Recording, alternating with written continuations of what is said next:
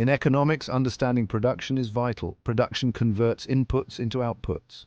The short-run production function distinguishes fixed and variable factors. Fixed factors, like machinery, cannot be changed short-term. Variable factors, like labor, can be adjusted easily. Businesses decide based on these factors. Fixed factors limit production capacity. More workers or materials increase output within limits. Understanding these distinctions is essential for business decisions. The concepts of total average and marginal product are crucial in understanding production. Total product refers to the total quantity of output produced by a firm using a given amount of inputs. Average product is the output produced per unit of input. It is calculated by dividing the total product by the number of units of input used. Marginal product is the additional output produced by using one more unit of input. It is calculated by dividing the change in total product by the change in the number of inputs. These measures help businesses understand their production capabilities and efficiency. By analyzing these metrics, firms can make informed decisions about resource allocation and production strategies.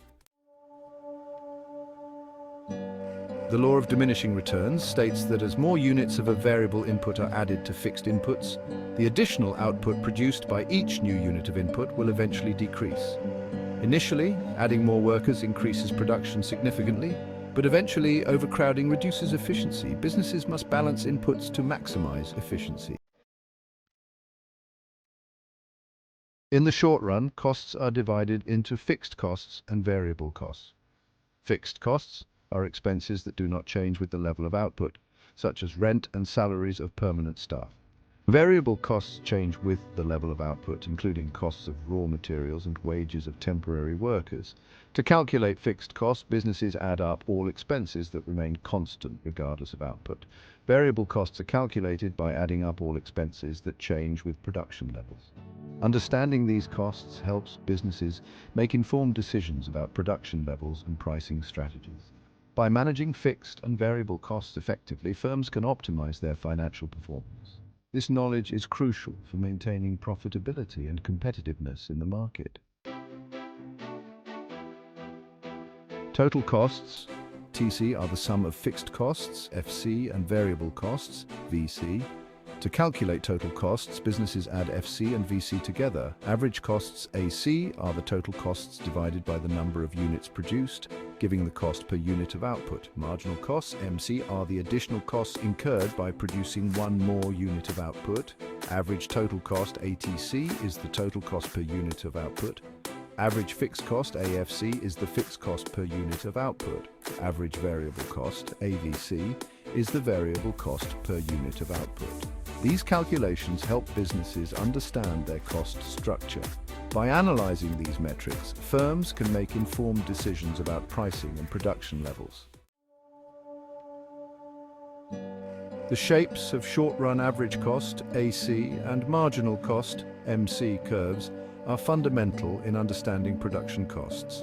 The average cost curve typically has a U-shape, initially decreasing due to economies of scale and then increasing due to diminishing returns. The marginal cost curve also has a U-shape but is steeper.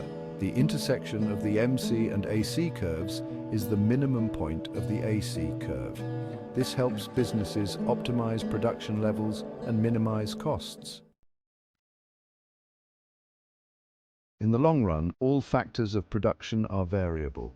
Unlike the short run, where fixed factors constrain production, the long run allows businesses to adjust all inputs. This flexibility enables firms to optimize their production processes and achieve greater efficiency. By varying all inputs, businesses can better respond to changes in demand and market conditions. The absence of fixed factors in the long run means that firms can achieve different scales of production. This flexibility is essential for growth and competitiveness. Understanding the long-run production function helps businesses plan for the future. By recognizing that all factors are variable in the long run, companies can make strategic decisions about investments, expansions, and other long-term initiatives. Returns to scale describe how output changes when all inputs are increased proportionally.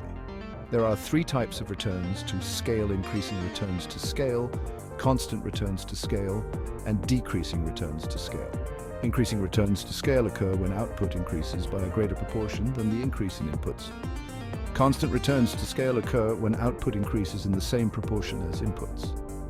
Decreasing returns to scale occur when output increases by a smaller proportion than the increase in inputs. Understanding returns to scale helps businesses make informed decisions about expanding or contracting their operations. By analyzing how changes in input levels affect output, firms can optimize their production processes. This knowledge is crucial for achieving the desired scale of operation and maintaining competitiveness. The long-run average cost LRAC curve is typically U-shaped. This shape reflects economies of scale, constant returns to scale, and diseconomies of scale. In the initial stages of production, firms experience economies of scale leading to a decrease in the average cost per unit of output. As the firm continues to expand, it reaches a point where it experiences constant returns to scale. Beyond a certain point, firms may experience diseconomies of scale, leading to an increase in the average cost per unit. The U-shape of the LRAC curve helps businesses identify the optimal scale of operation. By producing at the lowest point of the LRAC curve, firms can achieve the minimum average cost. This knowledge is crucial for maximizing efficiency and profitability. The minimum efficient scale, MES, is the lowest level of production at which a firm can achieve the lowest long-run average cost. It represents the point where the firm fully exploits economies of scale and operates most efficiently. Understanding the MES is crucial for businesses planning to enter or expand in a market.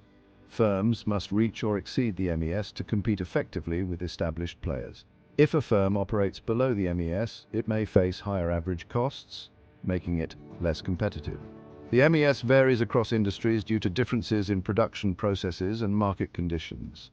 By identifying the MES, firms can make strategic decisions about their production capacity and market entry. Reaching the MES ensures that businesses operate efficiently, minimize costs, and remain competitive. Economies of scale refer to the cost advantages that firms experience as they increase their scale of production. These advantages lead to decreasing average costs per unit of output. Larger firms can negotiate better prices for raw materials and other inputs due to bulk purchasing. They can invest in specialized machinery and technology that increase production efficiency. Economies of scale allow for the spreading of fixed costs over a larger number of units. Understanding this relationship helps businesses plan their growth strategies. By expanding their scale of operation, firms can achieve lower average costs. This knowledge is crucial for maintaining competitiveness and profitability. Economies of scale can be categorized into internal and external economies of scale. Internal economies of scale occur within a firm as it grows in size, including technical, managerial, financial, and marketing economies. External economies of scale occur outside a firm and benefit an entire industry, such as infrastructure improvements and availability of skilled labor. Understanding the difference between internal and external economies of scale helps businesses identify opportunities for cost savings and efficiency improvements. By leveraging both types of economies of scale, firms can enhance their competitive advantage. This knowledge is crucial for achieving sustainable growth. Firms can use this information to make strategic decisions about expansion and resource allocation. By optimizing their scale of operation, businesses can achieve greater efficiency and profitability. Diseconomies of scale refer to disadvantages firms experience as they increase production beyond a certain point. These lead to increasing average costs per unit. Internal diseconomies occur within a firm, like management inefficiencies. External diseconomies affect an entire industry, such as congestion. Understanding these helps businesses recognize growth drawbacks. Revenue is the income generated from the sale of goods and services. Total revenue, TR, is the total income earned by a firm from selling its products. It is calculated by multiplying the price per unit by the number of units sold. Average revenue, AR, is the revenue earned per unit of output sold. It is calculated by dividing total revenue by the number of units sold. Marginal revenue, MR, is the additional revenue generated from selling one more unit of output. It is calculated by dividing the change in total revenue by the change in the number of units sold. Understanding these metrics helps businesses make informed decisions about pricing and sales strategies.